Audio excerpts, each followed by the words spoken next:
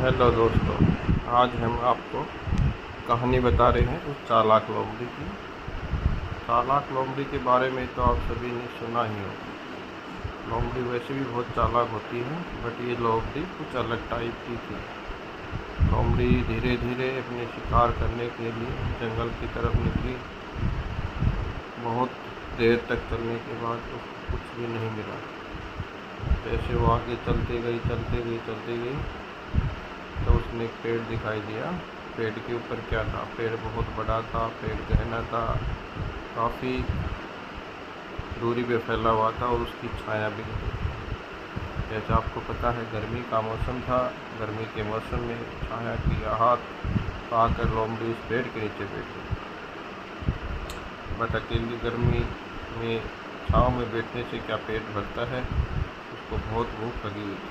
भूख को मिटाने के लिए लोमड़ी इधर उधर देख रही थी, बट उसको खाने के लिए पेड़ के पत्तों के अलावा कुछ भी नहीं मिल रहा था। अपने को सबको पता है, लोमड़ी बहुत चालाक होती है और उसको खाने के लिए कुछ अच्छा चाहिए।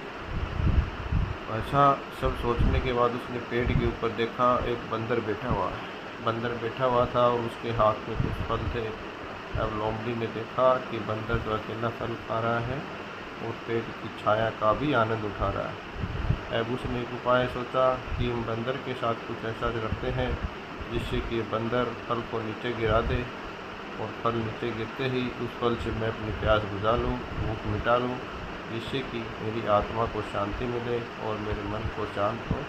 उसके बाद मैं इस पेड़ की छाया में आराम से बैठूँ। ऐसा उसे पाने के लिए कुछ प्रयास किया, कुछ विचार किया, विमर्श किया। फिर उसने बोला, बंदर भैया आप क्या कर रहे हो? बंदर बोला, आपको क्या मैं दिखाई नहीं दे रहा हूँ क्या कर रहा हूँ? मैं तो फल खा रहा हूँ और मेरे हाथ में बहुत ही मीठा फल। मीठा फल की बात आई तो गर्मी में मीठा फल कौन सा होता है? फलों का राजा भी गर्मी के मौसम में ही आता है। मीठा फल उसके हाथ में आम था।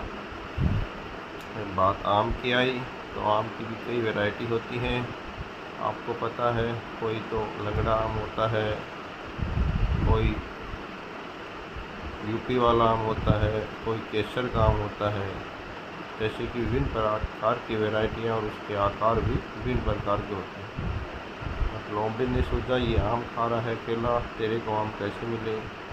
तो उसने बोला, बंदर भैया आप एक बार नीचे आइए या आप मेरे को पेड़ से लटक के दिखाइए। मैंने सुना है कि आप पेड़ से लटक कर अच्छे से झूला ले सकते हो।